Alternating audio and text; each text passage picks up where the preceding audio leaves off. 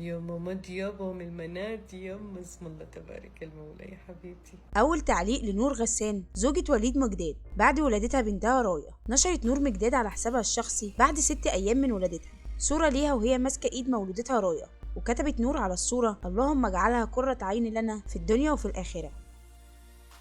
ودي كانت أول صورة لنور مع بنتها رايا على حسابها الشخصي بعد الولادة. والجدير بالذكر إن جميع عائلة خالد مجداد أعلنوا على حساباتهم الرسمية إن وليد رسميا بقى بابا. وبعد ولادة رايا مباشرة قام الوليد مجداد بعمل حساب فورا لابنته رايا على انستجرام، والحساب ضم أكتر من 44 ألف متابع في خلال ساعة واحدة.